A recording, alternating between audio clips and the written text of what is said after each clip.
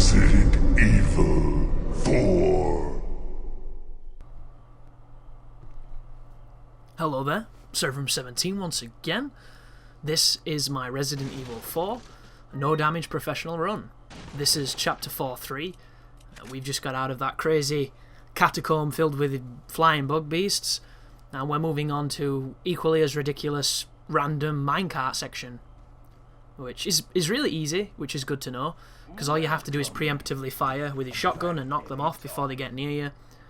And then there's a couple of tricky rooms in between that.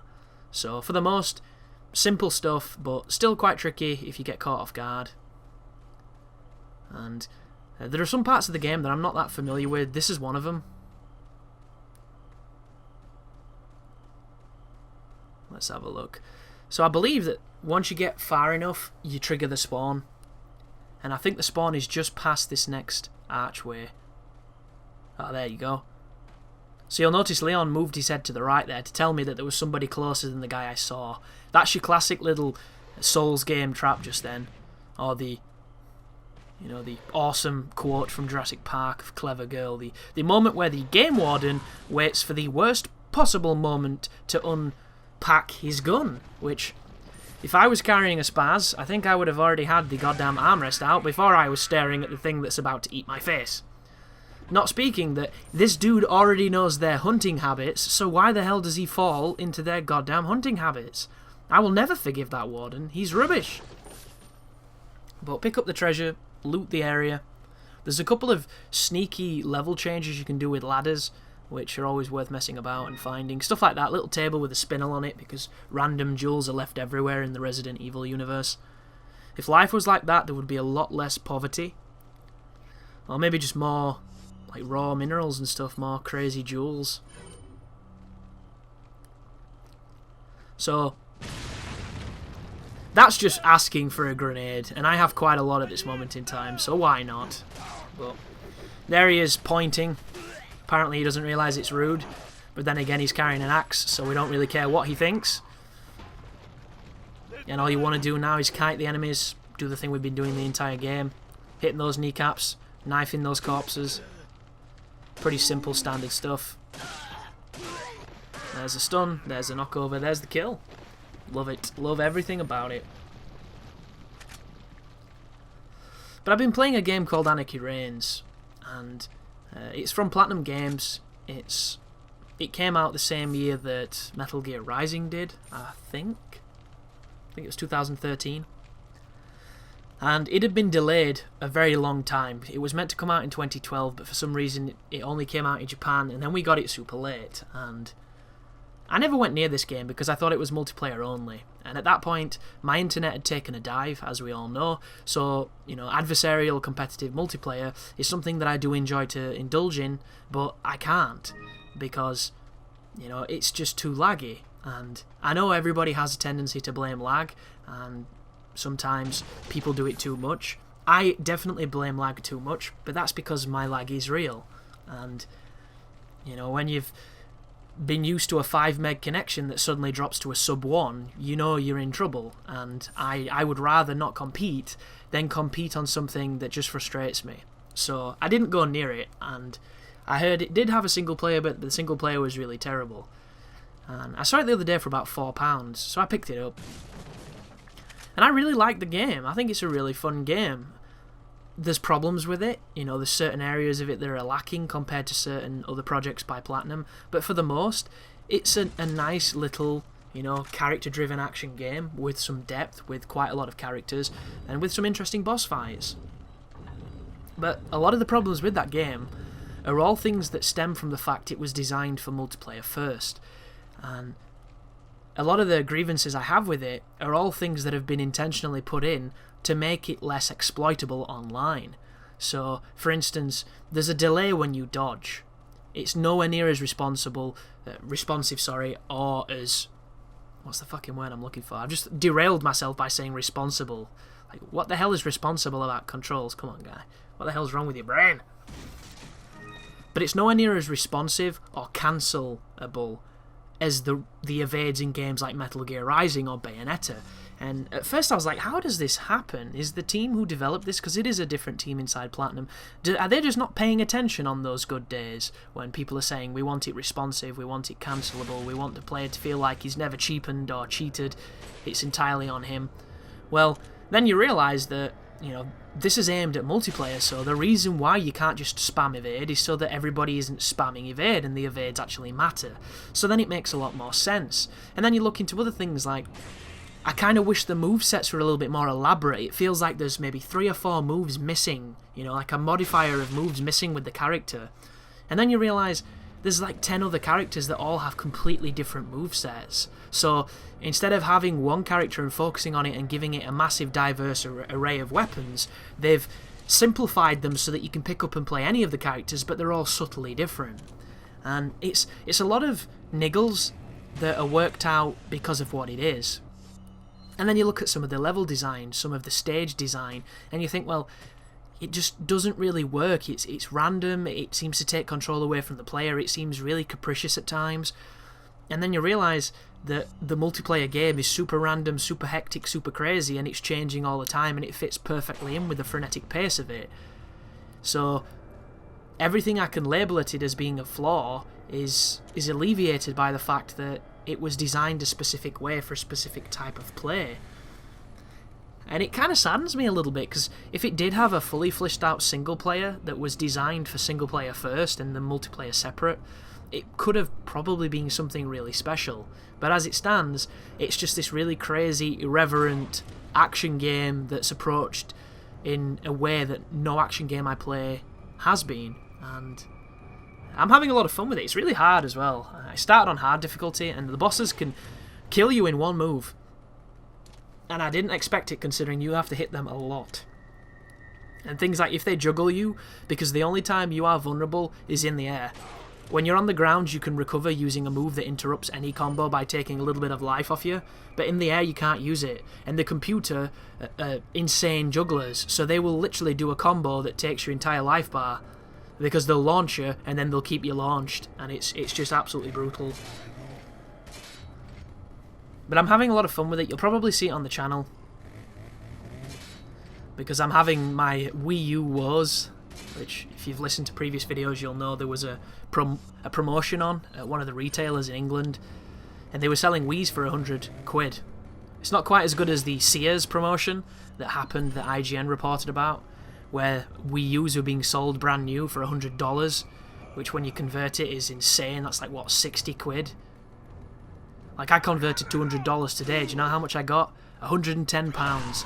That's how fucking weak that money is at the moment for me. Crazy. Like, I wish it was 1-to-1, but then again, yeah, I wish a lot of things.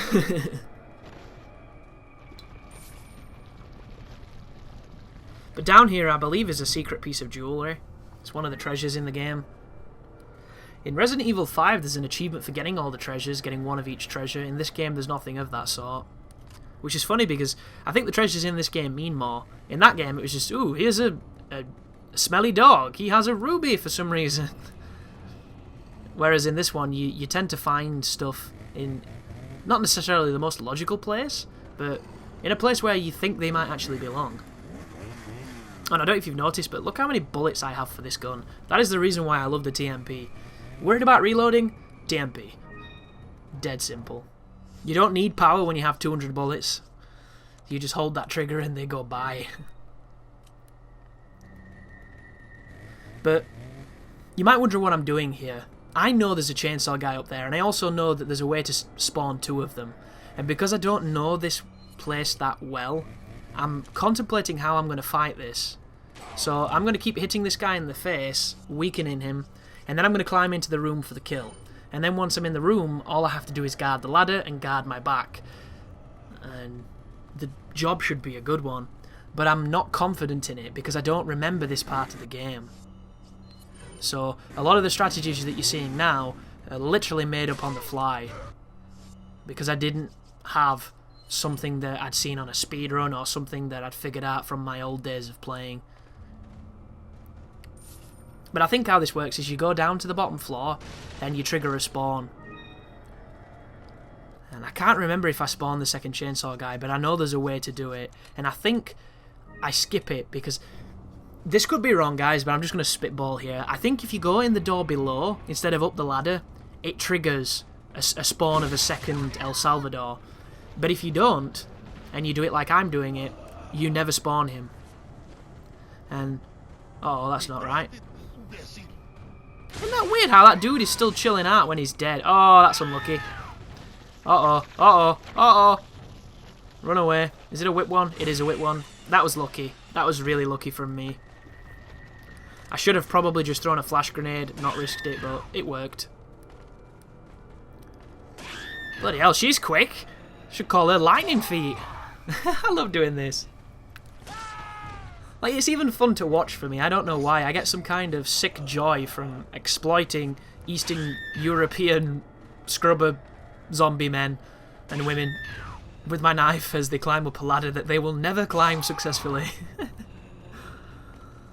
And this is more out of paranoia than anything. I don't think anybody ever comes from behind, but I have a tendency to get snuck up on every game I play, and I don't want to entertain that here. Like on Devil May Cry 4, the Frosts. I hate the Frosts. In theory, they're an easy enemy, but in delivery, because they block so much on Dante Must Die, and because they have these cheeky attacks that you sometimes can't see because all the magic shit that's happening on screen. Like, I got an icicle fired at me the other day from off-screen, and I just don't understand how that works, because normally it doesn't, so I must have done something wrong, because I'm getting hit by something off-screen that's a fucking projectile. And that game is really good at pacifying enemies when you turn the camera away from them. Oh, that's the shotgun. That's the chainsaw guy I mentioned. So yeah, as long as you don't go near the bottom floor, he will never spawn, and you can kill all his mates, and then just shotgun knife combo him. It's a pretty decent strategy. It's not very quick, though. As you can see, this guy... I don't know what's on his corduroys, but they're incredibly good at deflecting knife hits. Like, the guy would have nothing left if you kept hitting him with this giant knife.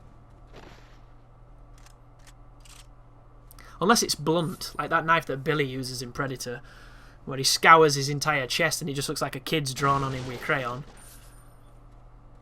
I understand, you know, he didn't probably want to end up cutting through his entire torso before he fought the Predator, but still. Cutting himself anyway, why would you do that? I never understood that part. I understand that he's, you know, he's like a Cherokee, he's a native, and he's proud, and he's doing like his war chiefy thing, and his honourable fight, but... Cut your chest? I don't think I've ever seen... Then again, I should probably preface this by saying I literally know nothing about Native American culture, because in my country, it doesn't exist. Because it's an American thing, isn't it, you know? English went over and said, this is now our land, we own it, and all the natives were like, hang on a second, and then before they could say anything, they all died of smallpox or mild violence and slavery and all that other great stuff that white people used to subjugate them. And then America was founded on the blood and the tears of that poor race, and now they run casinos and apparently alcoholics, which I think is every stereotype you can throw at that. So, before I continue that sentence, I do not know anything about that culture. All I know is that there's a romanticized vision of Indians, even though they're nowhere near India, which comes from, you know, cowboy and Indian films and all that kind of good stuff. But I don't recall, in my ignorance, any instance of like a Native American war dance that involves self-harming. So maybe Billy was just really crazy. And in real life, the guy who played him is kind of really crazy, because on the set of that film, and he might have been on the set of other films as well, he used to have a giant bodyguard that was there to protect the other actors from him, which kind of tells you what type of human being he is. And he always seemed really nice. I mean, aside from the whole he's 7'10" and has a bodyguard because he might kill you thing. But there you go. I left that one in for the people who like to watch inventory stuff. I don't get it, but some people like it, so why not? But this is the Donkey Kong section. This is a section that I was curious how I was going to do no damage on. And then I started trying to shoot the enemies before I got to them and realised it was going to be really simple. And if you're wondering that this rings a bell, in Resident Evil 6 there was a really big, elaborate minecart chase as well. However, nowhere near as fun as this one, because this is actually a good game. And I get a lot of people who really like Resident Evil 6. It just makes me wonder, I didn't actually realise there were that many drunkards in the world. But all you need to do here is shoot them before the minecart gets below them. If you can do that, you'll be fine. However, the laser aimer is a nightmare on this sequence because you just can't see it at that distance. You know, it doesn't display as it should display. And if you're playing on the Wii, you're going to have a really fun time because you've always got that crosshair that you're using your Wii remote to control. So this sequence is a joke. You can shoot these people before they're even on screen because you can put it exactly where they are and pre-fire them. It's so powerful. Like, if you have a Wii and you like this game but you're not very good at it, try it on Wii.